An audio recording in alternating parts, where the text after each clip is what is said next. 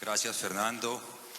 Bueno, yo creo que el índice que mostraba Fernando Huerta de Deloitte dejaba claro el avance que teníamos en materia de infraestructura TIC en la región. Mi estimado Jorge Fernando, no era para sacar a Ángel del panel, no creo que los temas de infraestructura de telecomunicaciones, de banda ancha, siguen siendo relevantes en América Latina, sobre todo para cerrar no solo la brecha digital, sino para poder expandir la cobertura, sobre todo a puede ser tipos de clústeres agroindustriales y facilitar, por ejemplo, los encadenamientos productivos y los temas de logística inteligente. Creo que Fernando cerraba con el tema de políticas públicas, hablaba de financiamiento, hablaba de cooperación, de capital humano. Esta mañana CEPAL hizo un panel bastante interesante sobre las oportunidades que generaba la transformación digital, la digitalización, la reconfiguración de las cadenas de valor en términos de empleo. Hay unas políticas públicas interesantes, los temas de formación, transferencia tecnológica, y por eso yo quisiera empezar este panel en materia de una discusión en cuanto a las políticas públicas.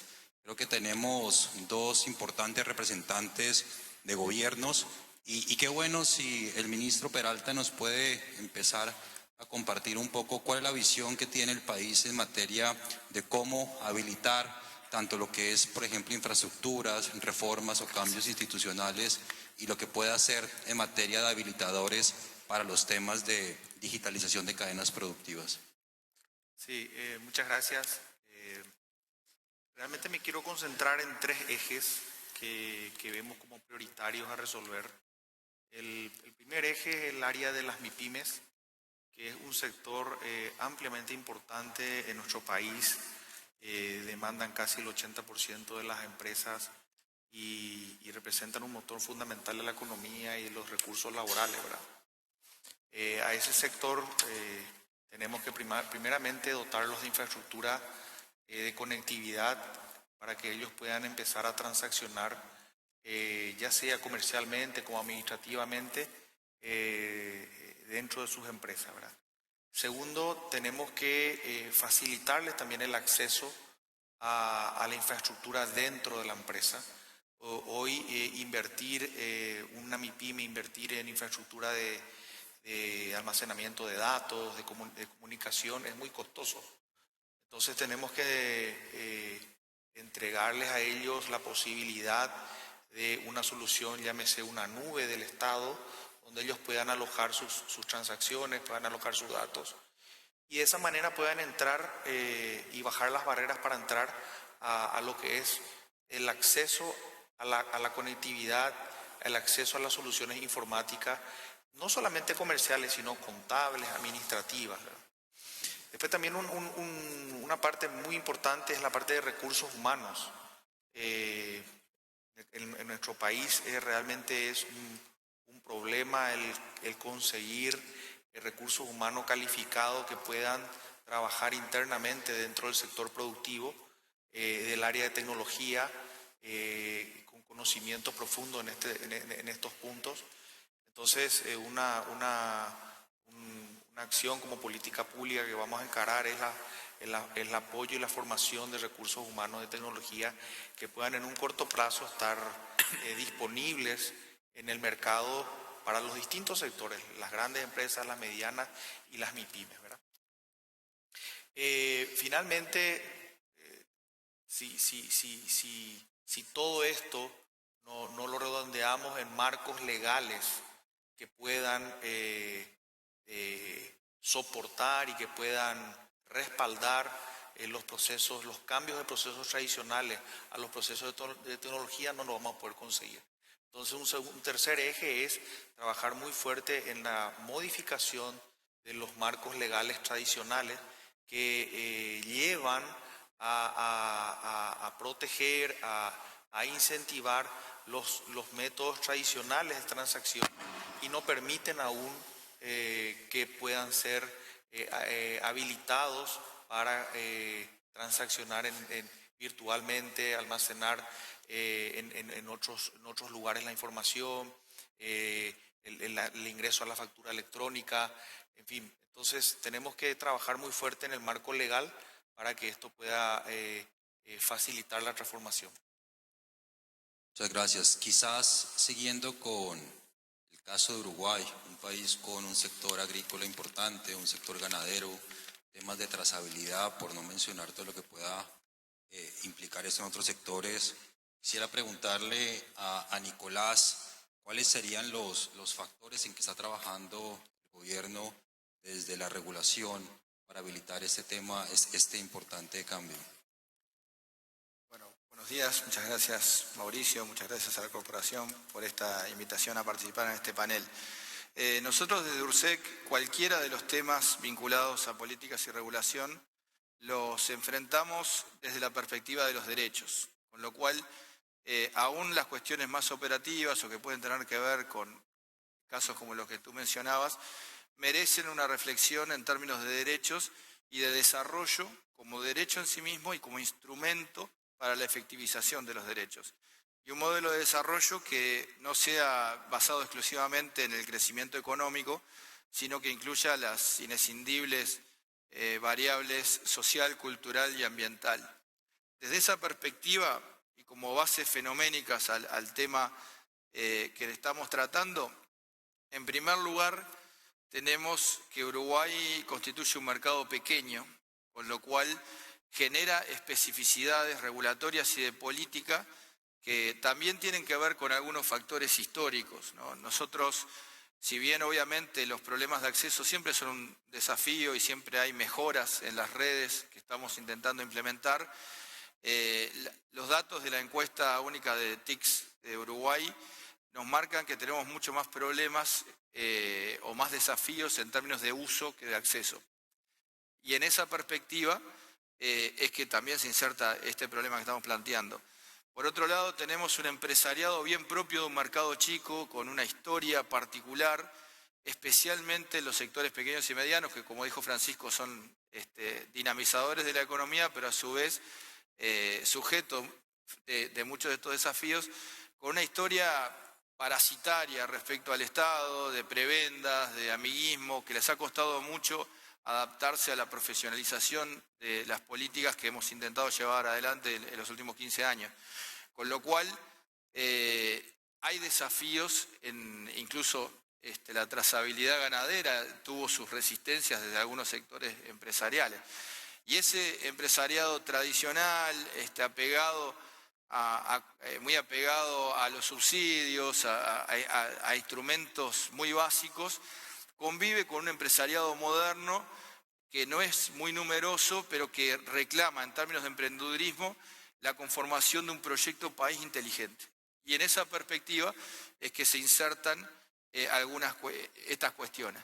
Por otro lado, el debate público en Uruguay está todavía muy centrado en la propuesta temática que realizan los grandes medios masivos de comunicación, que justamente colaboran a una pauperización del debate. Por eso a nosotros, por el director nacional, nos encanta venir acá porque tenemos interlocutores modernos, inteligentes, que no reclaman posturas de retiro del Estado absoluta, sino que reclaman intervención inteligente del Estado en términos de promoción de la actividad privada, como está planteado en este panel. Es muy difícil en esos términos llevar adelante iniciativas porque hasta los propios empresarios tienen problemas para acceder a la información y, terminamos siempre hablando de inflación, déficit fiscal y 2 o 3 pavadas más y no hablamos de las cosas realmente importantes, ¿no? Por eso saludo especialmente que se nos haya invitado acá. Para ese desarrollo, entonces, en términos productivos, nosotros consideramos que hay 3 patas muy importantes. La disponibilidad energética. Uruguay ha variado su matriz energética hacia una energía segura, limpia, soberana y asequible, que son cuestiones básicas. En segundo lugar, una canasta de servicios de TICS en general que tenga las mismas características y que nosotros tenemos como una de las metas de Agenda Digital Uruguay una cobertura del 90% de las pequeñas y medianas empresas con servicios de telecomunicaciones de alta velocidad a precios asequibles y estamos camino a lograrlo. Y obviamente la materia prima, que en un mercado tan pequeño como el uruguayo tiene que basarse en la agregación de valor. Y ahí también entronca con el tema que nos está siendo planteado. Es decir, si nosotros seguimos apostando a un país con una matriz productiva primarizada que no agrega valor, nadie nos va a comprar. Los precios, por una cuestión de escala, nunca van a ser competitivos con otros países que tienen costos menores, que además tienen estructuras sociales mucho más desiguales que las de Uruguay, con lo cual producen más barato, pero con peor calidad de vida para sus pueblos. Entonces, la clave de inserción internacional e inserción en las cadenas de valor de Uruguay es la agregación de valor intelectual, y ahí la digitalización, como vimos en la presentación brillante inicial, tiene un rol fundamental. Otra de las cuestiones importantes son en términos de institucionalidad. Como pueden ver, venimos a hacer una fuerte reivindicación de la política como elemento de desarrollo, pero tenemos los desafíos que plantean la política en su parte más oscura, ¿no? En esa cuestión tan típica de los sistemas latinoamericanos del personalismo, de la chacra, de los pequeños cotos de poder que hacen, como se ha dicho en algún panel anterior, que se dupliquen iniciativas en esta materia, que se superpongan, que no se gaste eficientemente. Pues la respuesta que se ha buscado a eso es la generación de sistemas, un sistema nacional de ciencia y tecnología, un sistema nacional de transformación productiva en términos de agregación de valor, de donde surgen las 4 iniciativas básicas que vengo a nombrar nomás, pero por supuesto quedo en el café o mismo en las instancias acá de la ronda, para cualquier pregunta. En primer lugar, desde el punto de vista de la infraestructura, la construcción de una política nacional de telecomunicaciones que obviamente cuenta con una herramienta sui generis en la región, que es la pervivencia de una empresa estatal exitosa que de alguna manera cubre algunos problemas que también vimos en paneles muy interesantes en este evento, que tienen que ver con el acceso de la población a los servicios. Obviamente, además, esa herramienta pública y estatal de prestación de servicios está ratificada en su existencia por un plebiscito en el que el 70% de los uruguayos eligieron en su momento este modelo. Obviamente no es un modelo exportable, eso nos genera peculiaridades muy importantes en términos de sistema de telecomunicaciones, pero es un modelo que nosotros reivindicamos como exitoso de acuerdo a sus resultados. En segundo lugar, la aprobación de la Agenda Digital 2015-2020, con varios elementos que abordan tanto las cuestiones de acceso como las cuestiones de uso, la interfase con la educación y con los sectores productivos. Obviamente también en el marco de los ODS, que tienen un desarrollo importante con la Oficina de Planeamiento y Presupuesto como elemento cardinal. En tercer lugar, y de muy reciente aprobación, en mayo de este año, la hoja de ruta en materia de data science y aprendizaje automático, que llevada adelante por el Transforma Uruguay, que es un producto de estos gabinetes que te mencionaba recién. Y por último, está en construcción la Estrategia Nacional de Inteligencia Artificial, que lleva adelante de manera participativa a GESIC, que es la Agencia del Gobierno Electrónico. De alguna manera, entonces, todas esas iniciativas son fruto de una mirada transversal del Estado en términos institucionales y con algunos dilemas todavía por resolver, ¿no? Esa cuestión de la política versus las políticas y el tema de que la participación no solo multi-stakeholder, sino un poco el horizonte de sueño que nosotros tenemos, que es la construcción de políticas desde el territorio, desde la participación de la gente en su barrio, en su pueblo, en su cuenca hidrográfica o en su comunidad rural. Estamos en eso y obviamente tenemos muchísimo para hacer. Bueno, una visión bastante integral, no solamente de un regulador tradicional de telecomunicaciones, pero bueno, les recuerdo que tenemos... nos siguen por streaming, tenemos abierta una encuesta, al final tendremos un espacio para preguntas, estamos con un espacio todavía de cerca de una hora de debate y de discusión. Quizás lo interesante ahora es pasar a la visión del sector privado, de los operadores y las empresas que de alguna u otra forma habilitan este cambio y esta transformación digital en las empresas. Recordar que el 6% de la productividad de la pequeña y mediana empresa, las pequeñas y medianas empresas tienen una productividad del 6% de las empresas grandes en América Latina, y por eso esta palanca de cambio es importante si queremos que América Latina transite hacia un nuevo estadio de desarrollo. Y por eso, quizás siguiendo con el tema de políticas públicas y luego entrar a hablar un poco más de lo que es la adopción en empresas, Natalia, desde políticas públicas, desde los habilitadores de la regulación, ¿qué sería importante compartir y tener en cuenta en este panel? Mauricio, muchas gracias y muchas gracias a los organizadores por invitarnos a participar en este panel. Muy interesante la presentación que vimos previamente, en donde claramente vemos que tenemos una oportunidad en Latinoamérica en cuanto a transformación digital. Los índices son casi inexistentes, la adopción de nubes es casi inexistente, la adopción de tecnologías habilitadoras de transformación digital es realmente baja y eso es una oportunidad para la región. Las políticas públicas en materia de telecomunicaciones en la región en los últimos 10 años, diría yo, se han centrado y con obvias razones a promover la conexión de Internet. Y esa es una tarea en la cual todavía estamos trabajando en la región y tenemos que seguir trabajando. Sin embargo, creo que nos llegó el momento de poner todo sobre la mesa y empezar a pensar también en cuáles son las políticas públicas habilitadoras de la transformación digital que no solamente harán que los gobiernos presten mejor servicios a sus ciudadanos, sino que nuestras empresas sean más productivas, dejemos de ser una región de consumo para ser una región de producción. Y yo ahí claramente pues, me detendría en tres aspectos fundamentales. El primero es el tema de la institucionalidad, como ya lo hemos mencionado. La institucionalidad tiene que ser reformada. Países como Colombia, Chile, Argentina, que han empezado a tener consejeros dentro de sus gobiernos focalizados en el tema de transformación digital, ministerios que impulsan la transformación digital, definitivamente es un muy buen primer paso para empezar a hablar de esta materia. Y eso va de la mano con un plan de transformación digital del gobierno que evidentemente va a jalonar la transformación digital del sector privado. Y el tercer punto que yo pondría sobre la mesa es un tema de educación. Tenemos que trabajar en educación. Nuestra fuerza laboral, nuestros funcionarios públicos, nosotros mismos no estamos preparados para atender los retos que implica trabajar en un mundo digital.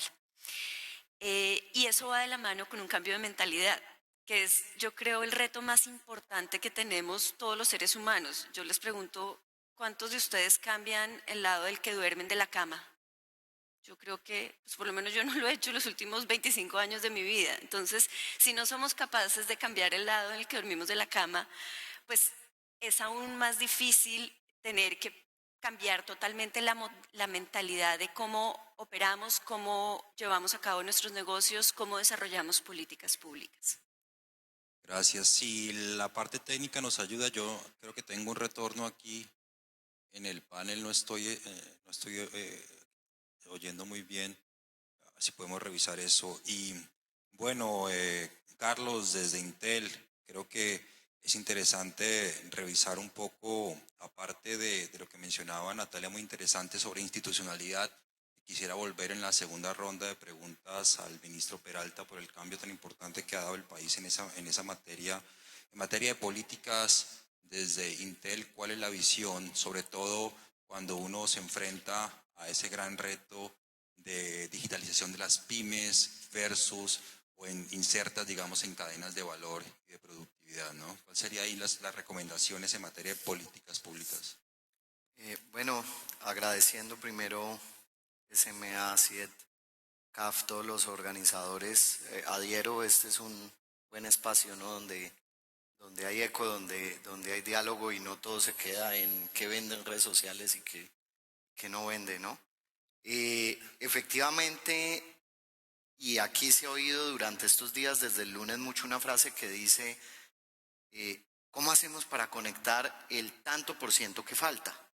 Y a esa pregunta, que se ha trabajado en varios paneles, hay que complementar la otra que aquí mi amigo Uruguay anticipó muy bien es, mientras hago eso, ¿cómo hago para el 80, 70% que ya conecté use productivamente Internet? No es que ahora solo nos enfocamos en ese 10, 15 que quedó faltando y estos ya andan solos.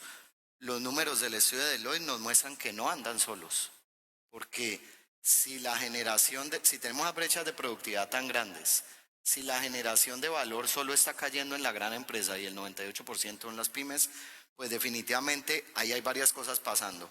Primero, que seguramente gran parte del aparato productivo estás consumiendo, ¿sí? Y tercero, que lo que hacen las grandes empresas no permea a la pyme. Entonces hay una economía dual que en una región tan desigual como la nuestra es un tema grave. Y cuando Mauricio preguntaba eso cómo se soluciona o desde el punto de vista, por ejemplo, institucional, ¿qué pasa? Pues Natalia ya nos anticipó.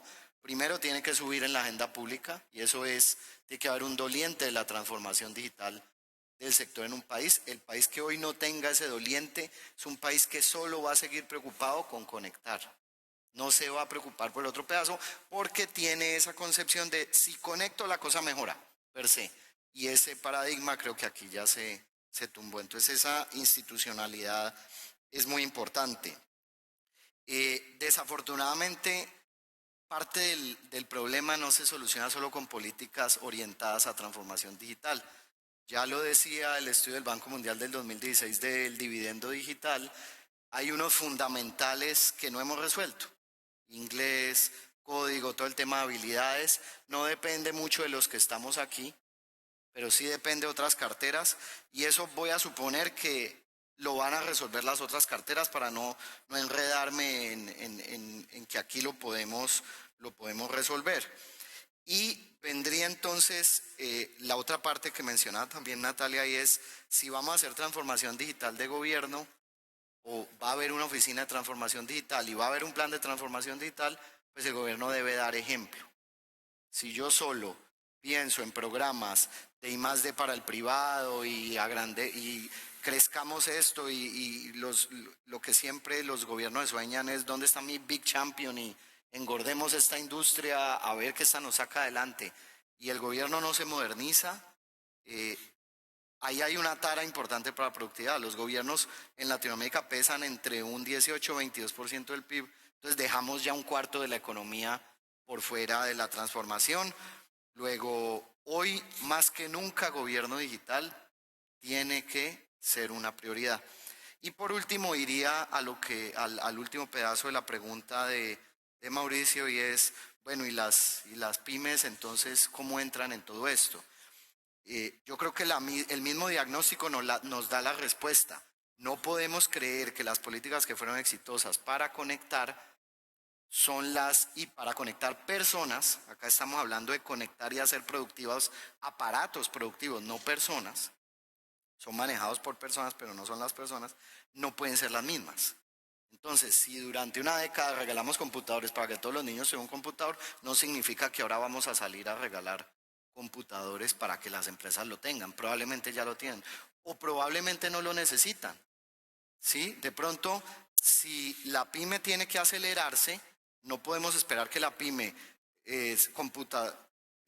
aplique cómputo por toda su operación, monte un data center, desarrolle nanotecnología de cero, no, al contrario.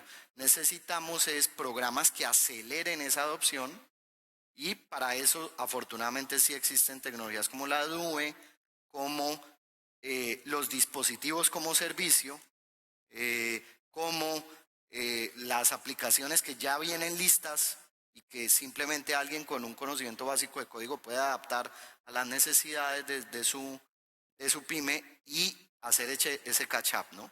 Si queremos que la pyme actúe exactamente como la gran corporación, por ahí no va a ser, y de eso no ha habido muchos programas. No ha habido programas que digan, esta es mi apuesta productiva, esta es mi empresa ancla, esta es la gran empresa que está genere valor. Preguntémosle si dentro de su transformación digital incluyó a las pymes. No las está incluyendo, ¿por qué? No, porque la pyme todavía no la tengo conectada. Bueno, conectemos. No, es que a mí me serviría mucho que la pyme me sirva como beacon y que capture la información del mercado y yo con ella hago analytics. No estamos diciendo a la pyme que haga analytics, pero sí que haga captura de información del mercado. Entonces, esa es una tarea larga, ya no es tan generalista como un PC para todos, es más compleja, hay que sectorizarla y además hay que saber venderla, ¿no? Por lo que mencionaba, ¿no? Si uno se queda perdido en que lo que me da votos o salgo mejor en la foto porque digo que conecté más gente, pero no logro convencer igual al público que haciendo una potencialización del sector lechero o del sector ganadero, esto tiene un impacto igual o mayor, pues me va a costar vender esa política. Sí, muy interesante el primer punto. Hemos avanzado mucho en conectividad, tenemos cerca de un 55% de la población conectada en América Latina, llamémoslo ciudadanos que están en el mundo digital, quizás no aprovechando al 100% esa conectividad para otros servicios más allá digamos, del entretenimiento y el acceso a la información, que son ciertamente importantes. El tema que mencionaban también de el gobierno debe dar ejemplo, ¿no? El tema de cómo la transformación digital de los estados puede generar, digamos, vía plataformas de electrónicas de relacionamiento entre el gobierno y el sector productivo, es interesante.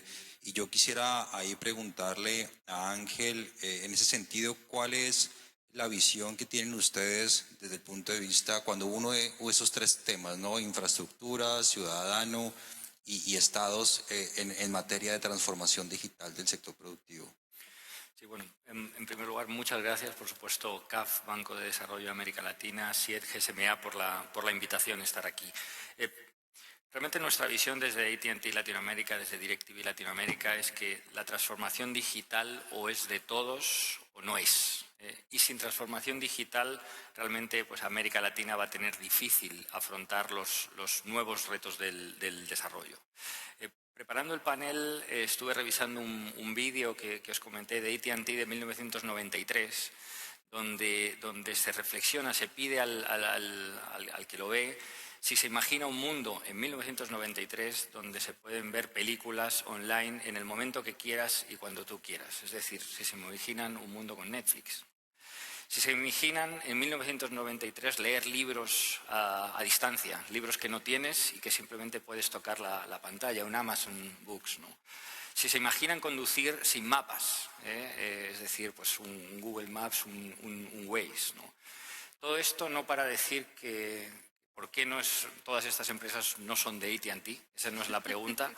La pregunta es, o la reflexión es, todo esto claramente involucra tecnología, es decir, un desarrollo del sector digital, una implantación de esta tecnología en todos los sectores, ciudadanos digitalizados y gobiernos, regulaciones que están digitales. Por eso la transformación digital o es de todos o no es, ¿no? América Latina ha avanzado mucho, ¿no? Y ha avanzado mucho, como se comentaba, en conectividad. Esta es una región que hoy en día tiene más clase media que clase en situación de pobreza. Es una región que ya no es una región de ingresos bajos, es una región de ingresos medios, con gobiernos claramente mucho más visionarios y mucho más desarrollados. Pero claro, todos estos desarrollos pues, requieren el siguiente paso, el siguiente salto, y aquí es donde vemos la transformación digital clave. Si queremos dar el salto y salir de lo que se ha denominado trampa del ingreso medio, es decir, ser una región de ingresos medios, necesitamos un sector digital que sea usuario y productor. Solo así se va a dar el salto de productividad que queremos. Se ha avanzado mucho en la reducción de la pobreza. Se ha creado una clase media, pero esta clase media tiende a ser en muchos casos informal, vulnerable, porque en muchos casos tiene conexión a Internet, pero esta conexión no es buena. En muchos casos tiene cierta formación, pero no es la formación que exige, que pide, que demanda el mercado de trabajo de hoy y del futuro. Por tanto, una agenda de skills para economía digital es clave. Y sin lugar a dudas los estados, las administraciones que hay hoy no son las que había hace 20 años. Pero todavía hay mucho margen para que los gobiernos sean gobiernos más capaces, sean gobiernos más visionarios y gobiernos más transparentes, ¿no? Y aquí resaltar las 2 o 3 temas que vemos retos para este avance de digitalización para que acompañen un sector productivo más digital. Desde luego, conectar a aquellos no conectados, el 45% de la población, pero el 90% de aquellos conectados no es una conectividad buena, fiable y rápida. Y aquellos, además, ciudadanos que están conectados, pues hay que darles la formación, los skills, las habilidades, las competencias para el mercado del futuro que ya está aquí y que está desafiando pues nuestra posición. Por tanto, realmente digitalizar a los ciudadanos es más allá de darles Internet, es darles todas las competencias y habilidades para una economía del futuro que es en el presente. Y en los gobiernos también. Nosotros somos ahora, estoy en el sector empresarial, bueno, realmente gobiernos que apliquen nuevas tecnologías para las compras públicas y los apliquen de una manera intensa es fundamental. Somos empresas tecnológicas. Con mucha tecnología necesitamos gobiernos que la contraparte así lo sea. ¿Por qué no utilizar también en los gobiernos blockchain para luchar contra la corrupción? Este es un caso de digitalización claro que va a permitir avanzar en la institucionalidad de la que hablaba. El pago de impuestos, hagámoslo fácil para todos nosotros como ciudadanos, como habitantes en América Latina, pero también para las empresas. Factura electrónica ya para todos los gobiernos y también el uso, por ejemplo, de Big Data para mejores servicios, ¿no?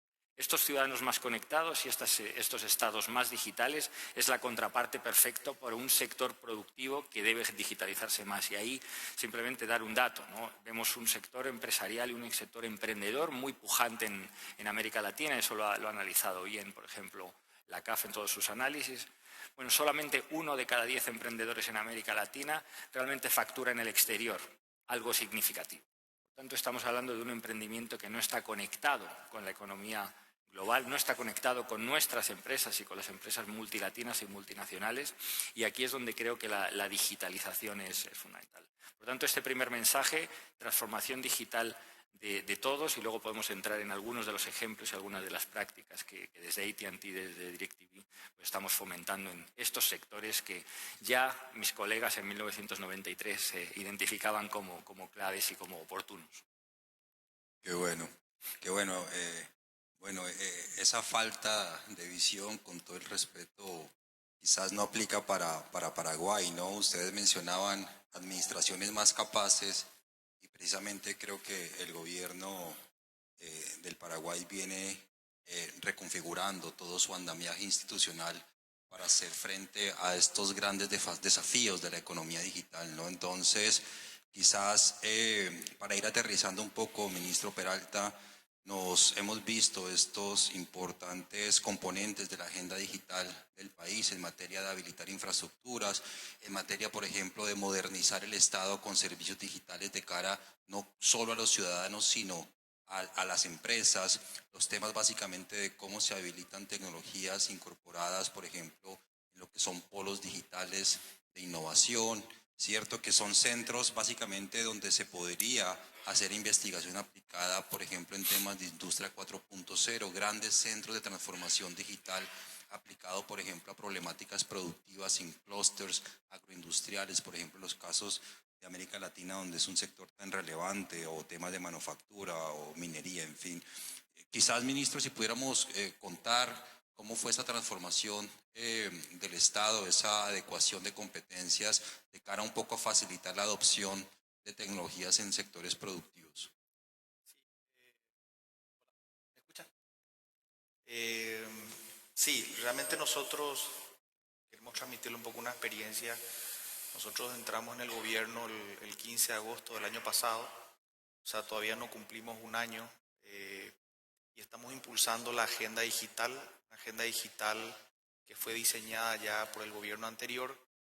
Nosotros lo tomamos, lo adoptamos esa agenda, hicimos algunos cambios y bueno, estamos estructurando la implementación de esa agenda con un soporte financiero del BID muy importante, donde tiene, como bien dijiste, 4 componentes.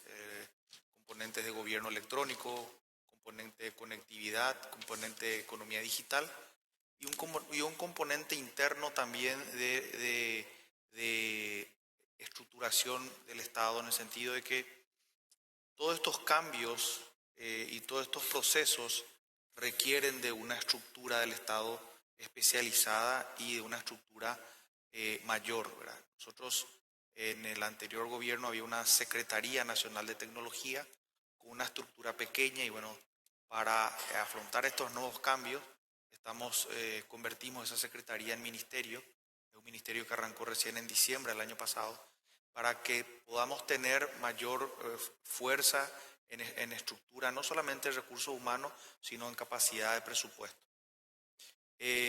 Por más que tengamos la institucionalidad, vamos a decir, arreglada, formando este ministerio donde compartamos en el gabinete de ministros las iniciativas de tecnología y los planes de tecnología, vimos necesario crear un comité estratégico tecnológico en el gobierno, donde el presidente del comité es el mismo presidente de la República, donde ahí le da una jerarquía y le da un músculo a todo lo que es el área de tecnología mayor.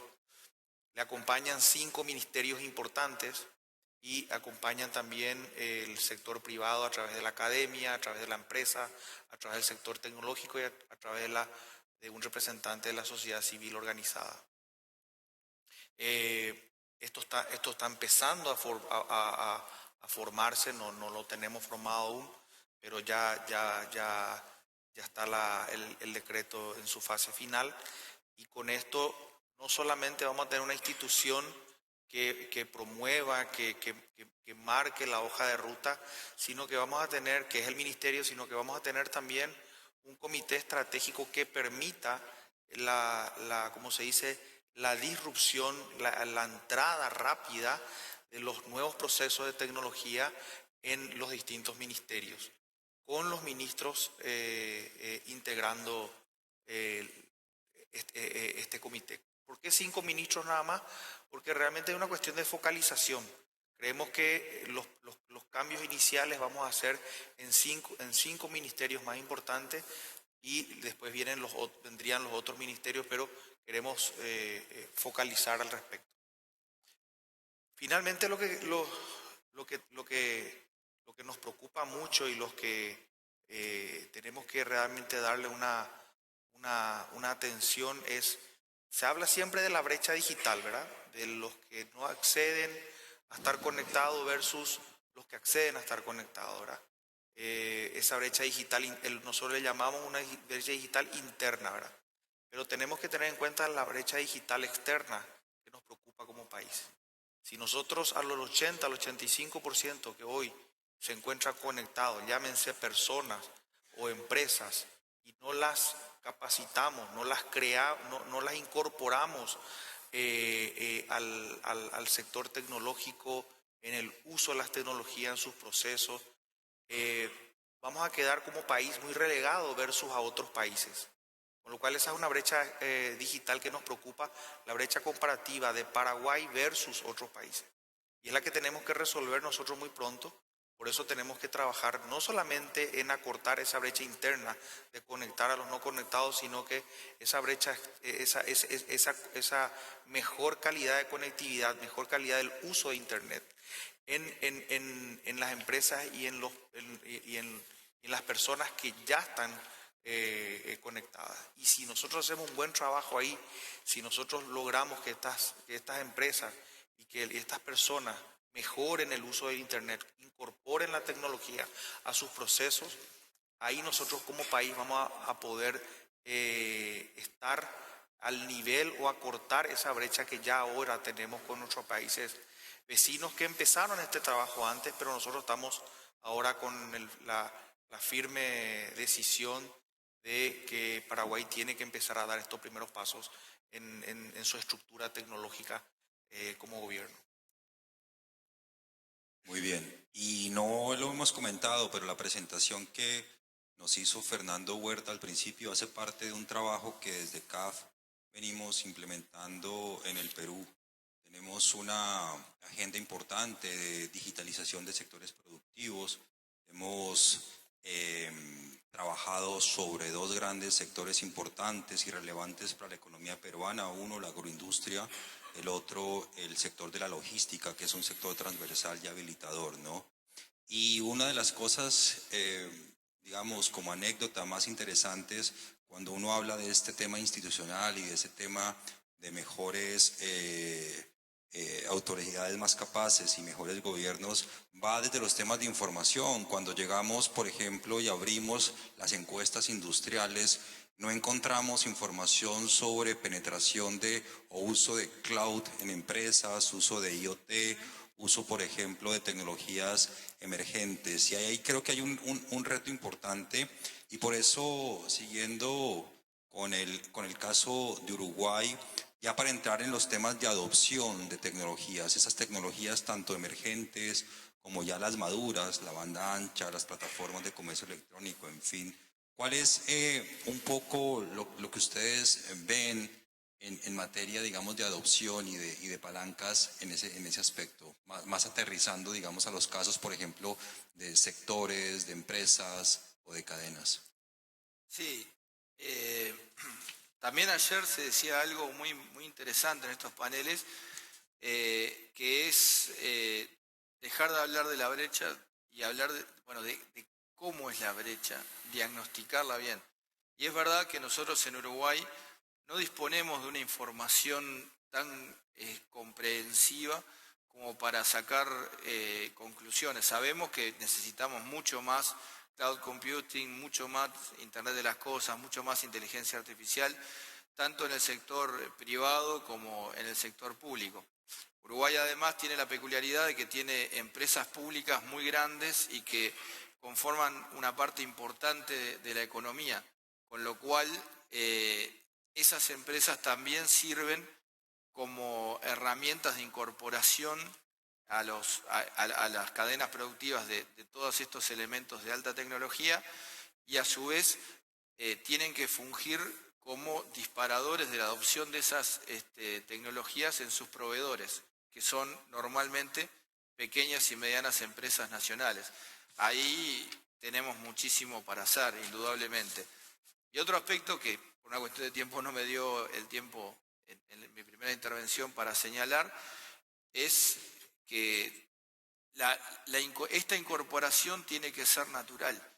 Y para eso también necesitamos un sector empresarial mejor formado, que de alguna manera lo gozábamos en la primera intervención, y eso tiene mucho que ver con la educación. Yo esta mañana estuve viendo a fondo, pues tuvimos la gentileza de tener la presentación de Francisco con antelación, y estaba viendo la diapositiva de habilidades, muestra cosas muy interesantes. Si bien obviamente hay peculiaridades país a país, no es tan mala o no es tan grande la brecha de OCDE con Latinoamérica en contar con profesionales de STEM, ¿no? Digo, estaba bien cerquita, además el esquema está buenísimo porque uno lo puede ver.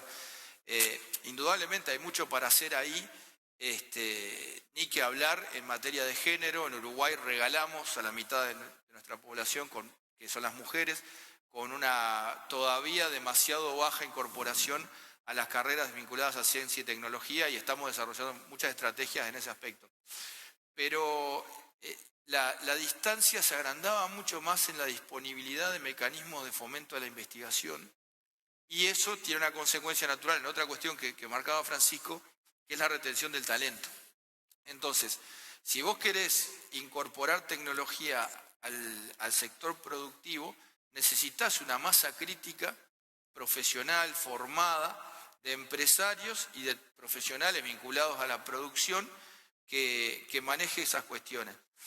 Y la otra cuestión importante que a mí me parece que surge de esa diapositiva es, bueno, ¿y qué hay de las otras profesiones? ¿Qué hay? Yo soy abogado, por ejemplo.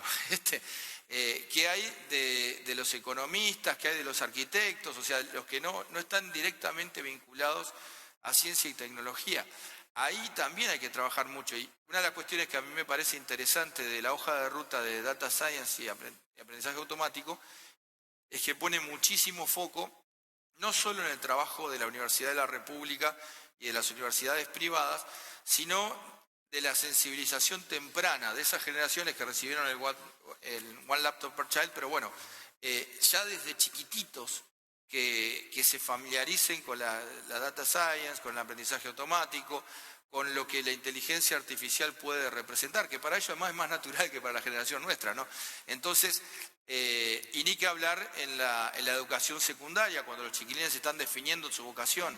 El hecho de que seas abogado, que seas economista, que seas médico, no implica que la tecnología es solo para los sabiondos de la clase, que son los que hacen ingeniería. No, vos tenés desafíos enormes en ese tipo de profesiones que parecería que requieren de habilidades blandas, otras cosas, para desafiarte, o sea, sentirte desafiado con esa cuestión tecnológica y generar profesionales que se inserten en las cadenas con valor.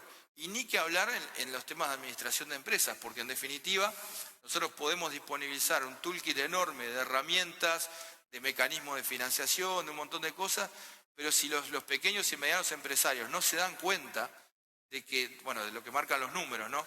De que pierden productividad, aumentan sus costos, el desafío que implican los aspectos logísticos, ¿no?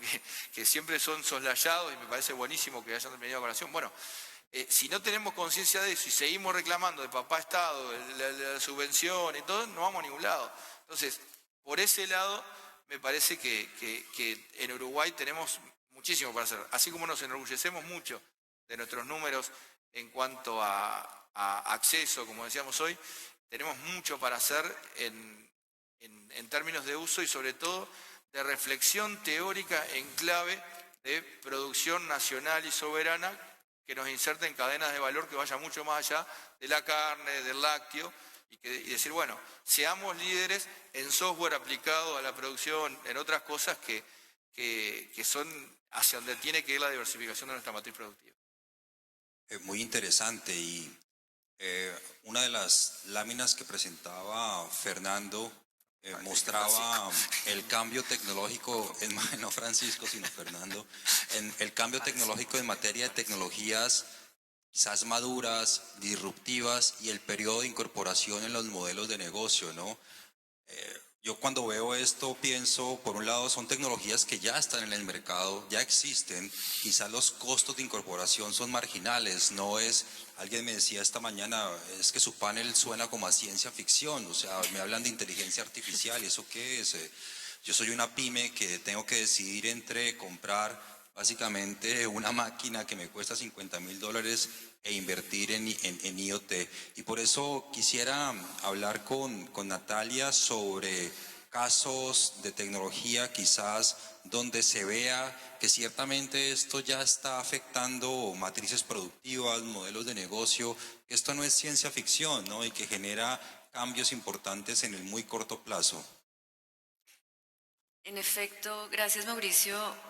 Su pregunta es una pregunta que nos hacemos a menudo, y creo que la discusión ha sido una discusión bien interesante en cómo los gobiernos, las MIPYMES, el sector productivo, cómo entramos todos al mundo y qué tenemos que hacer. Hemos coincidido en el tema de educación, hemos coincidido, pero en el tema de políticas públicas, en el tema de cambio institucional.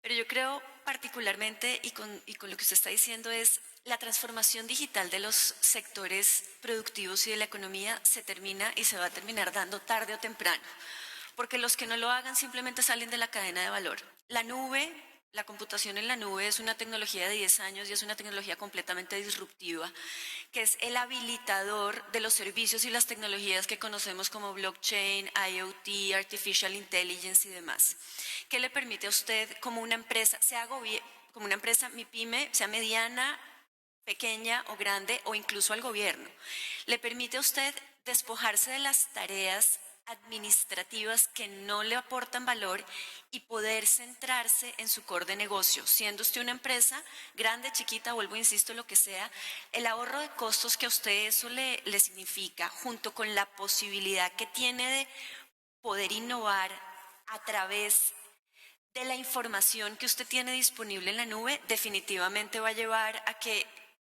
todo esto pase. Le doy el ejemplo de WeWork.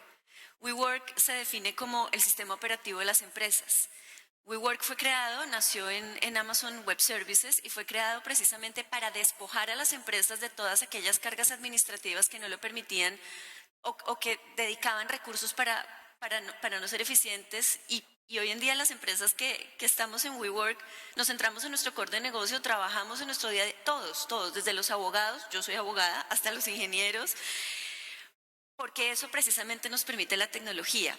Y yéndonos al tema del sector público y de políticas públicas, usted a través del acceso que tiene a la información, de la escalabilidad que puede tener cuando usted hace la transformación digital y migra a nube, puede empezar a definir políticas públicas, no esperando un periodo de tiempo particular para que esto pase, sino que usted en la construcción de la misma política pública puede empezar a aportar, porque está teniendo en tiempo real, en el momento que usted necesita, los datos que necesita y la posibilidad de poder analizarlos y utilizarlos. Aunado aún más con lo que hablaban mis compañeros de panel, con el tema de transparencia en el uso de los recursos y segundo, ahorro de costos. Cuando usted migra a la nube, usted solamente usa el recurso cuando lo necesita. Es como el pago de la luz. Es como el pago de la energía eléctrica. Usted no tiene que mantener más data centers locales, ni pagar licencias, ni actualizar sus licencias de software, sino que simplemente accede al recurso que tiene. Y si tiene picos, como por ejemplo elecciones, entregas de examen de estado, pues evidentemente usted tiene todo un sistema de computación que le permite soportar todas las operaciones y todos los servicios que está prestando. Hay un ejemplo que quiero mencionar y es el ejemplo de una organización sin ánimo de lucro en Estados Unidos que se llama Torn. Sobre la plataforma de AWS creó un servicio que se llama Spotlight y es para ayudar a identificar el tráfico sexual de menores de edad y hoy en día está siendo usada por las autoridades americanas precisamente porque da la posibilidad de poder hacer una innovación, de poder hacer un reconocimiento y de poder aportar en todo el sistema. Entonces, yo creo que todos estos ejemplos son suficientemente fuertes como para mostrarnos que es algo que tiene que pasar. El problema no es si eso no es, sino es más un problema de tiempo, de cuándo vamos a tomar la decisión y cómo lo vamos a hacer. Muy bien, estaba mirando acá las preguntas. Recuerdo que tenemos abierto la encuesta para preguntas. Y quiero pasar otra vez con Carlos de Intel, dando una visión, retomando un poco el tema de Nicolás, sobre el tema de producción de esas tecnologías a nivel local, ¿no? Yo creo que hay dos formas de ver esto, desde el lado de la demanda, cómo de alguna otra forma se financia o se apalanca esa transformación digital desde las empresas, cómo se incentiva el uso de las mismas, pero también está al lado de la oferta en América Latina, ¿no? Cómo se crea, digamos, esas capacidades tecnológicas o esas tecnologías que no necesariamente te podrían ser adoptadas desde el exterior, si se quiere, pero hay oportunidades siempre viendo esto desde los encadenamientos de la cadena de valor, desde dónde están las oportunidades. Por ejemplo, mencionaba Fernando, la banca, la logística, los eslabones de originación, transporte, cultivo, exportación, en fin, ¿dónde estarían desde el punto de vista de casos que ustedes hayan revisado y que quizás sea válido que nos compartan, ¿no? Bueno, muy bien por la pregunta. Intel tiene un marco conceptual muy fácil de entender para cuál es ese camino para llegar a la digitalización que se traduce en empresas más productivas o más eficientes desde el punto de vista de consumo de energía, como lo mostraba el estudio de Deloitte. Entonces, ese camino lo decimos que es el camino que debe pasar una empresa, de ser una empresa basada en la gente a ser una empresa basada en los datos, o una empresa centrada en los datos y, como decía Natalia, no importa pequeña, grande, mediana. Para ser una empresa centrada en datos, la empresa tiene que estar en la capacidad de capturar datos, almacenarlos, procesarlos, analizarlos y en un estadio posterior automatizar. Ningún proceso de inteligencia artificial, machine learning, robótica existe si antes no había una captura previa de datos, un procesamiento que permite que un operador de contact center ya no tenga que ser el que contesta, sino que el que contesta es una máquina. O que permite que un operario de un campo sembrado con arroz no tenga que ir a tomar la temperatura y a mirar y a tener un criterio, digamos, basado en la experiencia, sino que permite que haya sensores en el campo que le envían a algún centro esa data y ese centro emite una recomendación de fertilización, riego y demás.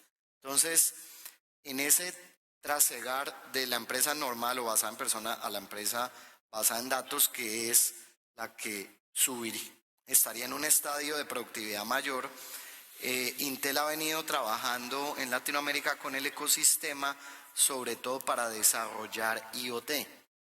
Como bien lo mencionaba Mauricio, el IoT ya existe hace tiempo, ¿sí? Pero una cosa es que existe y otra cosa es que una empresa lo pueda apropiar, un gobierno lo pueda apropiar. ¿Y dónde están las barreras o dónde está el trabajo que hace Intel? Tiene una iniciativa interna que se llama las Market Ready Solutions, y es que cuando dialogamos con las empresas o con los gobiernos, les contamos qué tecnologías ya están maduras, se han usado en otro lado, se han escalado, y por tanto lo que se requiere es la capacidad local de adaptarla al problema local. Entonces, aquí mismo estando en Argentina, en la ciudad de Buenos Aires, se dio la automatización o el manejo remoto de las luminarias LED en muchos puntos de la ciudad. Los que han estado ahí lo pueden ver, y eso se hizo gracias a que buscamos en el ecosistema quién era capaz de tener ingenieros o de conseguirlos que adoptaran una solución de un manejo remoto de una luminaria LED a la realidad de Buenos Aires y estuviera interesado en montar empresa y en empezar a escalarlo. Entonces ese es un buen ejemplo de las cosas que no escalan. Definitivamente no están llamadas a prosperar en este mundo. Todas estas empresas viven de la escala, y asimismo el ecosistema local tiene que pensar así. Tras bambalinas con Ángel hablábamos ahorita seguro lo mencionará él, de datos muy interesantes de lo poco que exportan nuestras pymes, por ejemplo, porque si solo pensamos en que queremos volvernos buenos en algo para ganarnos un negocio con gobierno y ese me va a sostener toda la vida, ese tipo de pyme no es la que queremos o no es la que nos va a sacar adelante en Latinoamérica.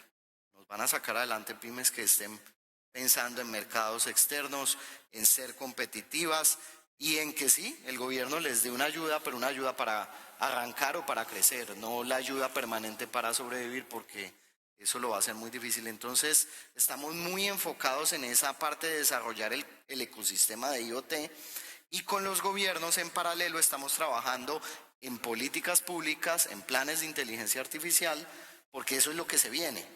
Cuando ya a la vuelta de unos pocos años nuestro aparato productivo tenga esa cultura de los datos, ¿sí?, pues va a necesitar automatizar, y para ese entonces los países tienen que tener el marco regulatorio adecuado. No es allá, no es cuando me toquen a la puerta las empresas y me digan que están haciendo inteligencia artificial y tienen problemas de privacidad, ahí voy a actuar. No, los planes de inteligencia artificial son precisamente para eso, para desde ya empezar a anticipar el marco institucional y regulatorio que se va a necesitar cuando eso sea la norma. Estamos por mencionar dos frentes. Está el frente de habilitar ecosistema local de IoT y está el frente de ayudar a los gobiernos a tener políticas atractivas o que manden una señal clara de que acá se va a poder hacer inteligencia artificial, respetando los derechos, pero aprovechando las ventajas que da para mejorar productivamente. Bueno, ya vamos terminando. Nos quedan unos minutos y quisiera aprovechar también quizás un poco la misma pregunta sobre adopción de estas tecnologías. Mejoran la información, hacen más inteligente la toma de decisiones, mejoran el entendimiento del negocio, de la cadena de valor. ¿Cómo lo ven de cara a ese 93 del video que mencionabas a futuro? La verdad es que yo tenía aquí algunos números de la industria de los coches voladores, ¿no? de cómo la tecnología puede revolucionar ese sector de transporte, pero creo que es importante empezar destacando cómo la tecnología realmente puede desarrollar sectores que importan para la gente de una manera fundamental. Cuando estamos hablando de uno de los retos que tiene América Latina, que es el de financiamiento, bueno, 2 de cada 3 de los ciudadanos de América Latina que no tienen una cuenta corriente, una cuenta bancaria, tienen un celular. dos de cada tres de ellos. Entonces, la bancarización y el uso de digitalización en el sector productivo, en el sector financiero, es uno de los ejemplos claros. Telemedicina, lo decimos, desde luego, educación, la mejora del sistema educativo o la mejora del sistema del agro en América Latina, con mejores seguros, con anticipación de las condiciones climáticas, son ejemplos de hasta dónde esta digitalización pues va a impactar, y no hay que pensar en ciencia ficción o en temas futuristas. Son impactos que vienen ya. Como AT&T, obviamente, tenemos algunas iniciativas de AT&T Foundry, que es trabajando con ciudades, por ejemplo, mejorar la eficiencia de iluminación. Pocas ciudades tienen tanto consumo de iluminación como Las Vegas. Bueno, pues estamos ayudando a reducir ese consumo, pero también, por ejemplo, la gestión del agua en las empresas y optimizar la gestión del agua en las empresas. Son dos ejemplos en los que el uso de la tecnología puede además beneficiar no solo criterios de productividad, pero también criterios de equidad. Pero mis colegas han sido un poco tímidos, entonces me toca a mí, como External Regulatory Affairs, pedir, ¿no? Y decir qué áreas regulatorias nos parecen importantes para que las empresas sigamos haciendo lo que estamos haciendo y podamos hacer todavía más, y con eso lo quiero cerrar. Uno, que los estados, que los países pues no pongan trabas a la inversión extranjera directa. Cuando estamos planteándonos entrar en los países, bueno, pues queremos hacerlo en competencia con otros actores nacionales. Eso es importante, que todo este mundo de la digitalización no ponga trabas físicas que no existen en la economía digital, no los entienden los consumidores, no los entienden las empresas. Segundo, estamos hablando de la nube. Bueno, que no se obligue a tener un centro de datos en todos los países donde estamos. Parece evidente, pero no lo es siempre. Y que se favorezca, obviamente, el flujo transfronterizo de información, porque de eso se trata la economía digital, de unir ciudadanos, unir países y no limitarlos. La protección de la propiedad intelectual es un tema esencial, es un tema clave, y también la neutralidad en las tecnologías. Todo esto son condiciones facilitadoras para que pues, empresas innovadoras y todas las demás consigamos que América Latina transite hacia una economía digitalizada. Ya no es una economía digital, ya no es un sector digital.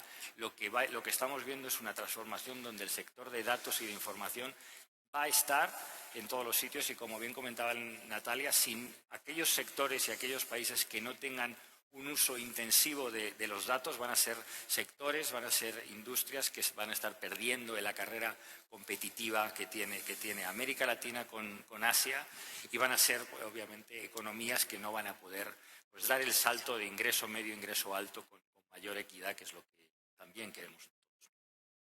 Vale, muy bien. Y bueno, ya para terminarla, voy a tomar una pregunta del público que me parece interesante. Abrimos con el tema de políticas, institucionalidad, y aquí se menciona básicamente, digamos, todas estas tecnologías de IoT, analítica de datos, revolución industrial, pareciera ser que se están analizando de manera aislada. La pregunta concreta es, ¿se requiere una autoridad única que vea esto de forma integral? La dejo abierta, o un minuto para que cierren con cualquier otro tema que quieran compartir.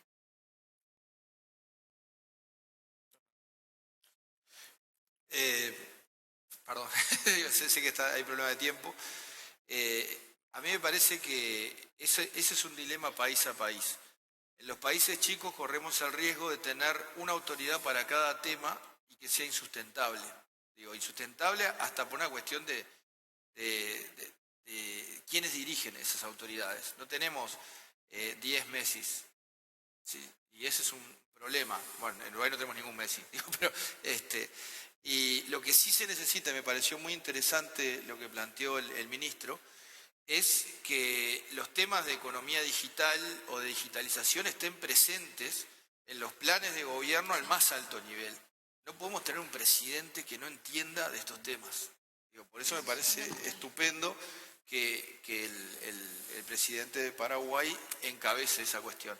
Simplemente eso. Todos los que tenemos algún rol regulatorio, de política o de gobierno, tenemos que estar sensibilizados con estos temas, si no, no podemos actuar. Es como no saber leer y escribir.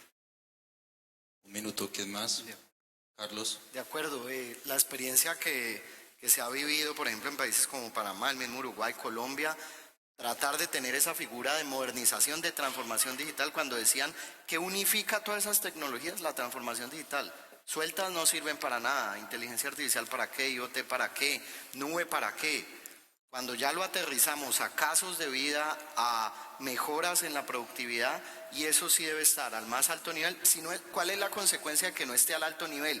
Que los otros ministros no le van a prestar atención. En Colombia nos pasaba, cuando de ese tema estaba en la oficina de gobierno en línea, pues lo veían como un tema, esos son los de las TIC que nos quieren vender tecnología por todo lado. Cuando subió al nivel presidencial, ya es al revés, es ministro, siéntese con el alto consejero, siéntese con la oficina, a ver cómo en su plan está jugando la tecnología, bien sea de educación, de salud, etcétera. ¿Alguien más? Yo pues creo que todos estamos de acuerdo en ello y los ejemplos están sobre la mesa. Y un ejemplo, cuando hablábamos de sectores que se han modernizado, y quiero poner el ejemplo, y usted lo mencionó, el ejemplo de la banca. El ejemplo de la banca es un gran ejemplo para mostrar, y además cómo la institucionalidad y la política pública ha ayudado a que la banca migre, por lo menos en Colombia. Colombia en marzo expidió una de las regulaciones más novedosas respecto a la migración en la nube para banca. Y eso ha hecho que el sector pues despegue de una manera importantísima. Y no nos olvidemos en Latinoamérica que muchas veces la regulación llega antes que la tecnología. Entonces tengamos en cuenta eso para no frenar la llegada de la tecnología, la innovación y todo lo que hemos discutido, que creo que ha sido bastante interesante en la coincidencia de temas. Para cerrar, Ángel. Muy buen dicho por todos mis colegas. Bueno, muchas gracias, un aplauso a los panelistas. Bueno, muy bien.